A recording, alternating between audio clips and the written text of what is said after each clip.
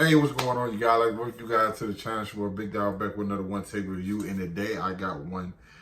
You know, these monthly long waits be killing me because especially right now, Dragon Ball Super is delivering some of its best work in the entire franchise. Not just Dragon Ball Super, but I go all the way back to Z and Dragon Ball. What they're delivering with this granola arc is some of the best stuff I've seen.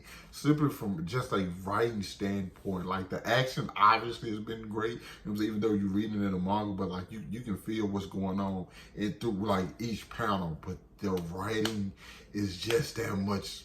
It is greater than a lot of things we've seen in the past, and then like the consistency is it's had throughout this entire arc is just amazing.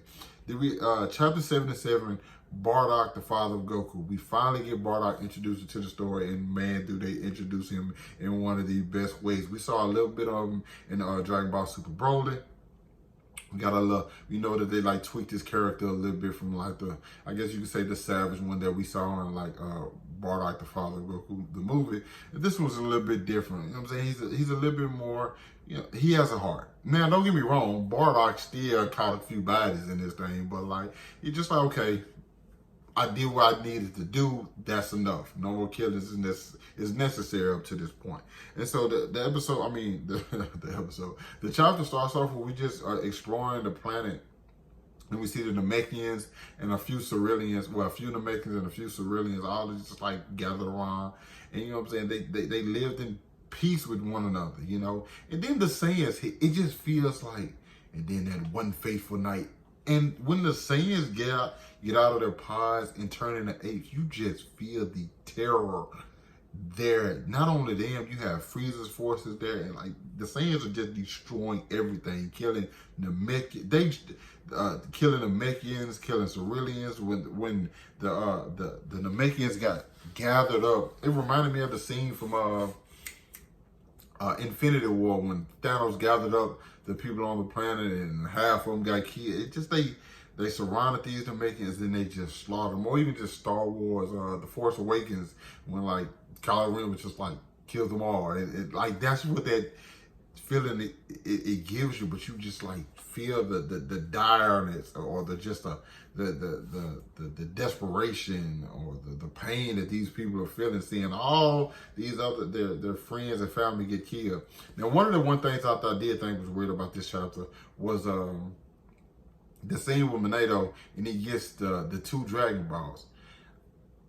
That scene was weird to me because when whoever created the Dragon Balls died, the Dragon Balls leave. So I'm assuming Minato had to steal, even though the Dragon Ball was in somebody else's possession, he still must have to be the person to create them. You know what I'm saying? Because if not, they would have left once this Elder Namekian passed away.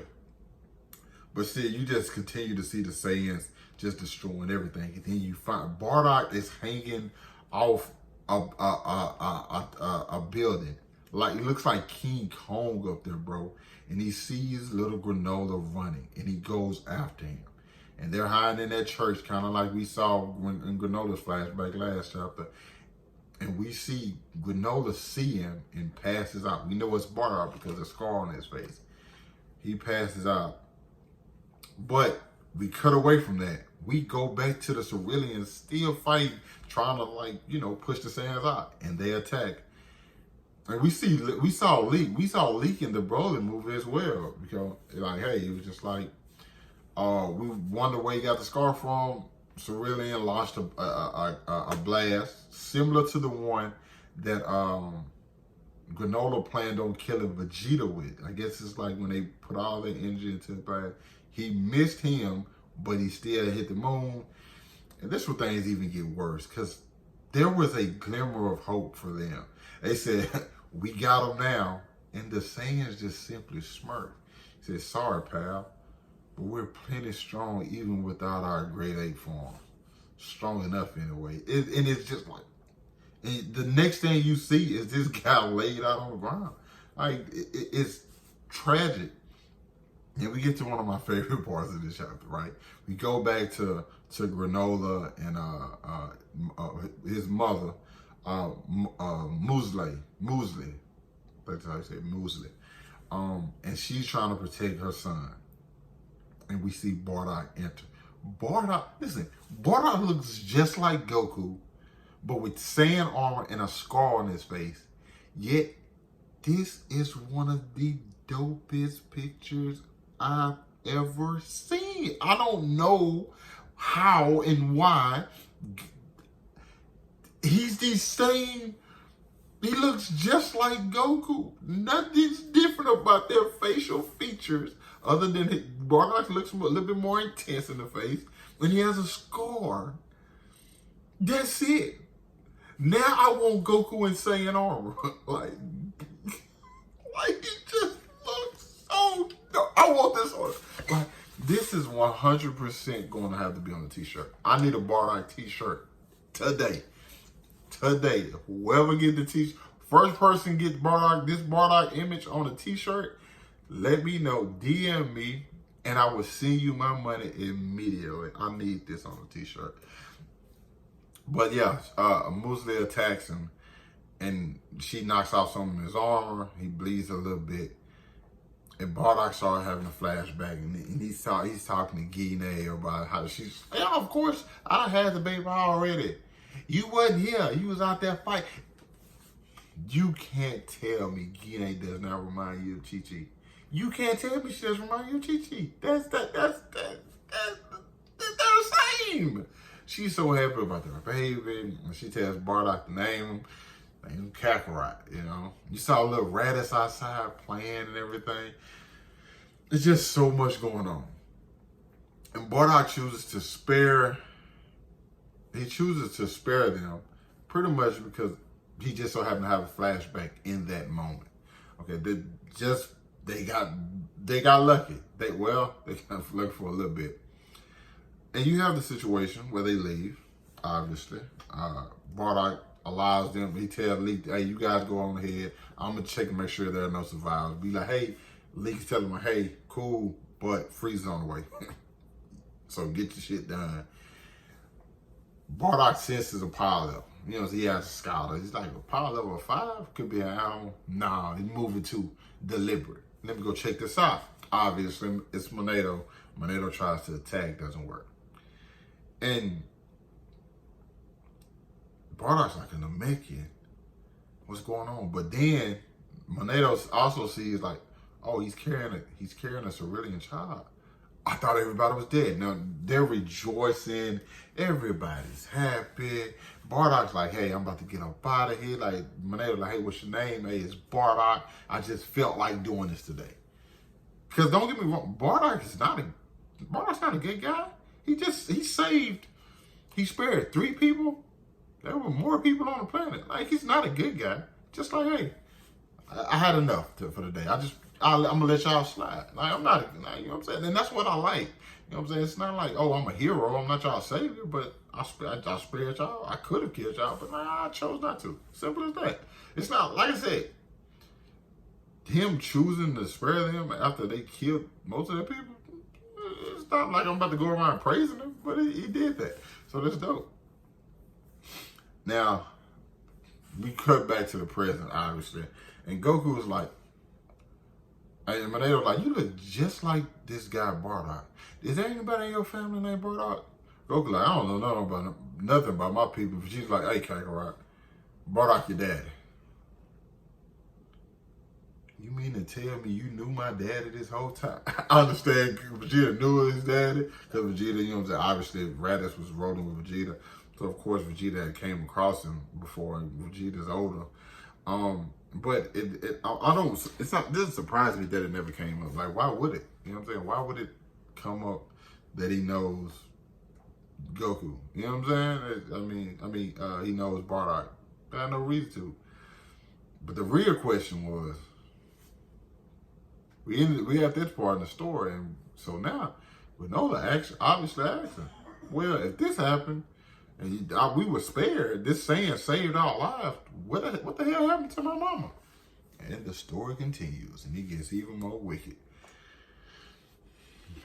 We have Monado healing Bardock from where Muesli shot her. And then things get a little bit more complicated. We see the heaters. We see, you can tell the heaters are younger because Elect doesn't have his facial hair. And honestly, Gas looks like a kid right here. I don't know what's up with them. They age gracefully though over these 40 years. You know, they age gracefully. But they're going over their plan on how they're gonna sell the planet to the Shigarians for over, I think, 100 billion pole. And then they only gonna give Frieza's man 10% of that. You know what I'm saying? So they hitting the licks. But they've been planning to like betray Frieza for a long time. So they just pretty much building up everything, getting stuff together, you know what I'm saying, so they can overthrow them. And they say we're gonna beat Frieza with intelligence and stuff. Also, they were talking shit about the Saiyans, talking about the Saiyans are just brutes who just really want to fight. I'm paraphrasing, but that's pretty much what they call them. And then something happens. Granola just so happens to wake up at the worst possible time. He doesn't think about the fact, oh, my mama and a Namekian are both standing beside us saying, there's no reason for me to scream. But he does. He yells saying, which throws everything off. And now this is where I think Granola's character is going to be. I can't wait to read the next chapter to see how this affects him. Because Granola yells, hey, there's a saying. Bardock had to think quick. He gets Monato's robe, like, hey, I'm about to kill this Namekian to Ceruleans. But the Namekian was doing it, like, he's trying to, like, convince Elect, like, hey, but the Namekian is doing some weird stuff. I got to see what's going on with that. Elect goes, I bet, and shoots and kills. Bro, Granola didn't get to see his mama die because he had just got knocked out because he gave away the, you know what I'm saying, the location. Only thing Monato thought, hey, take him out. Take him out right now. So he won't say nothing else. Maybe they won't hear us, but they did, obviously. And Elect shot her right in the heart. And he looked cold-blooded when he killed her. Like, he's obviously not the strong one, but like, he just shot her right in the heart. Bardock obviously was pissed off after this and attacks him, but still hides out because one, Bardock really can't afford to get in a fight right now, especially with Frieza on the way.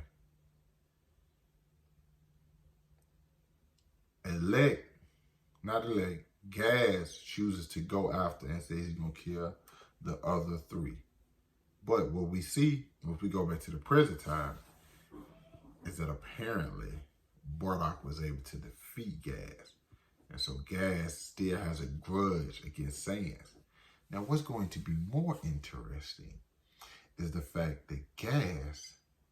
Now, you're going to have to explain to me how strong Gas is. Because Gas obviously is going to see Goku, and Goku's going to remind him of Bardock. Okay? Obviously, he's going to remind him of Bardock. So that's Goku's fight. How strong is Gas, though? Gas had 40 years to train, but that's not the only thing. They said just one more of these to complete the step, and so on. Oh, he said, no, Gas says, I've grown strong. And he said, Elect tells me, you sure have, but never hurts to have insurance. What is going to be their wish with the Dragon Balls? How is Gas going to react when he sees Goku?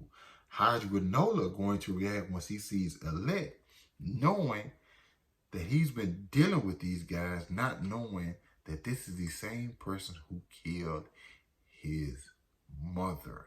And we still have not introduced Frieza into the story yet.